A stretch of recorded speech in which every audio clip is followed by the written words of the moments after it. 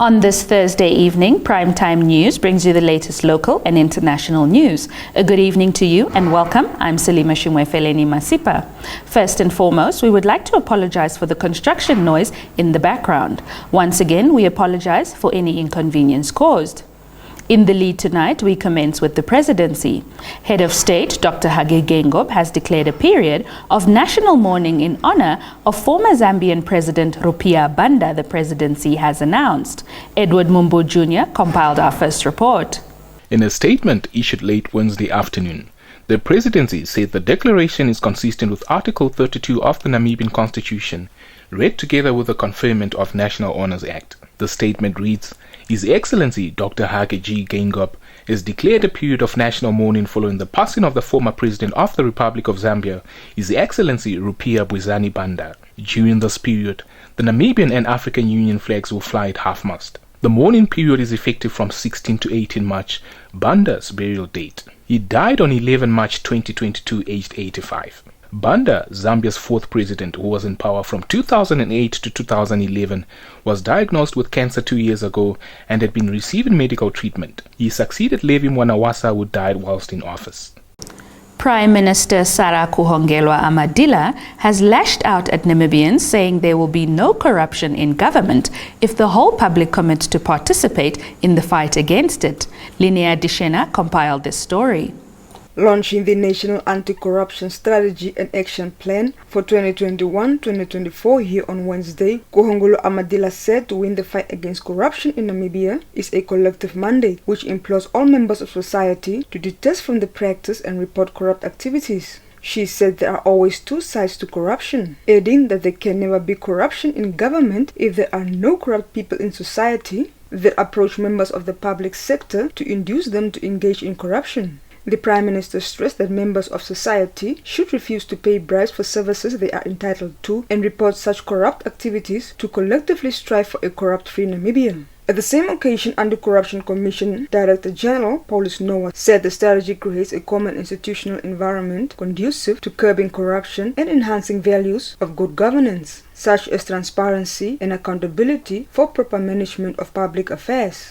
On to bilateral matters, Justice Minister Yvonne Dausab recently tabled a bilateral agreement between Namibia and Russia. The respective justice ministries of Namibia and the Russian Federation put pen to paper in 2018 to cooperate on issues of mutual interests in the justice fraternity. I rise to motivate the ratification of the agreement on cooperation between the Ministry of Justice of the Republic of Namibia and the Ministry of Justice of the Russian Federation. As a country, Namibia is authorized under Article 63(2)(e) of the Namibian Constitution, read together with Article 32(3)(e) of the Constitution, to enter into agreements and have them ratified by the National Assembly. It's on the basis of this law that the Ministry of Justice of the Republic of Namibia engaged into negotiations with the Ministry of Justice of the Russian Federation to conclude the agreement on cooperation, which was signed by the former Minister of Justice on 8 October 2018 in Windhoek, Namibia. Honorable Deputy Speaker, in a global framework, no country can act efficiently alone. Cooperation is required with other countries and institutions that are capable of providing additional assistance or knowledge. Cooperation agreements are developed through mutual negotiation in compliance with the relative legal instrument, which can be amended or replaced by a new agreement when needed and agreed to by both parties. For purposes of this, the agreement is important in enhancing the rule of law and ensuring adherence to our governance system, maintaining peace, security, and constitutional democracy. Honorable Deputy Speaker, honorable members of the public, the purpose of the agreement on cooperation is to strengthen and develop cooperation between two states. This agreement pertains to issues that represent mutual interest through the exchange of experienced experts of both parties in areas of national statutes and other regulatory acts.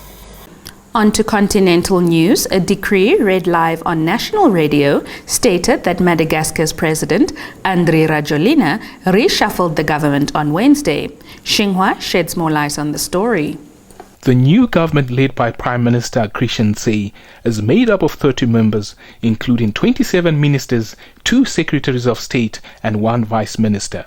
21 former ministers have been reappointed in the new government, 3 changed to other departments, while 6 are new faces. The new government is composed of 21 men and 9 women. On March 9, 2022, the presidency announced that the president will carry out an evaluation of the government members. This is the 4th government of Christian Tse since January 24, 2019, the beginning of Rajoelina's 5-year term.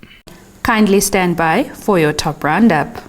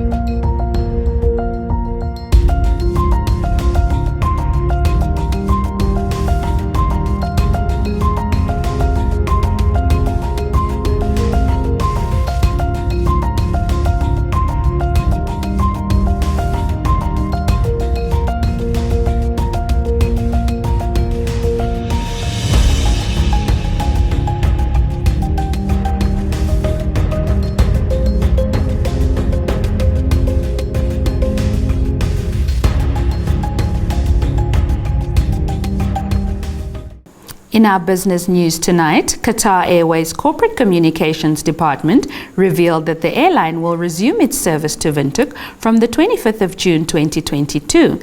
This as part of its largest ever African schedule. Sawi Hausiku filed this report. A media statement issued on Tuesday said with more than 200 weekly flights to 31 getaways across Africa following this launch, the Windhoek route will offer seamless connectivity for passengers to almost 150 destinations in the airline's extensive global network, including getaways in Europe such as Germany, France, Spain, and the United Kingdom. The statement read the international carrier of the state of Qatar will operate 3 weekly non-stop flights to and from Windhoek via Hamad International Airport, flown by the state-of-the-art Boeing 787 Dreamliner, offering 22 seats in business class and 232 seats in economy class. Saudi Arabian Foreign Minister Prince Faisal bin Farhan Al Saud on Wednesday noted that the country is committed to keeping the global oil market stable. He echoed these sentiments on a working visit to Bangladesh. Xinhua brings us the details. The pledge came after the Saudi foreign minister met with his Bangladeshi counterpart, AK Abdul Momen, earlier in the day. Responding to a question on oil supply from the press after the meeting, the Saudi foreign minister said his country is committed to maintaining stability in the oil market and there is no reason to be concerned about the oil supply. On his meeting with Momen, he added, "We explored how we can expand our partnership further." The two sides reportedly discussed options to work together to boost security and multi-dimensional relationship. Following the talks, Faisal launched the construction of an Arabic language institute in Keranganj on the outskirts of Dhaka via video conference. With the business and economics news, we've come to the end of the top news for tonight. Kindly stand by for the economics roundup, followed by your weather forecast.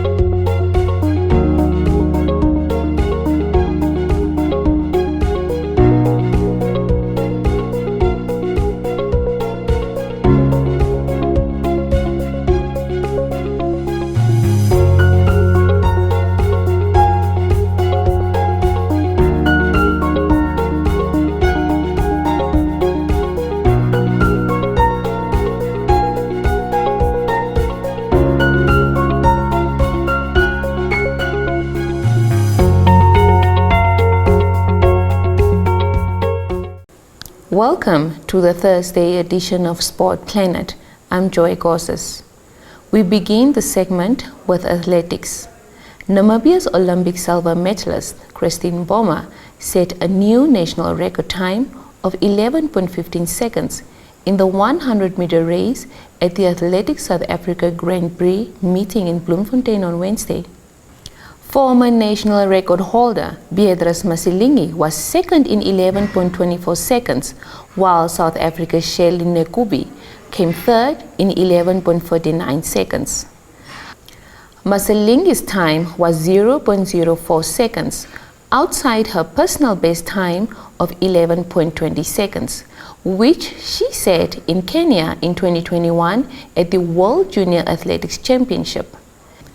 The two 18-year-old practice partners have secured spots in the women's 100 meter for this year's Commonwealth Games in Birmingham, United Kingdom, the African Championships in Mauritius, and the World Championships in Eugene, United States. Switching on to English Premier Football, Everton's Premier League clash with Newcastle tonight has been labelled the struggling club's biggest game for 20 years, as they stare down the barrel of a financially ruinous relegation. Frank Lambert's arrival at Goodison Park to replace the unpopular Rafael Benitez as manager has not had the desired effect. AFP gives us more detail. A dismal run of 8 defeats in their last 9 league games has left Everton out of the relegation zone only on goal difference.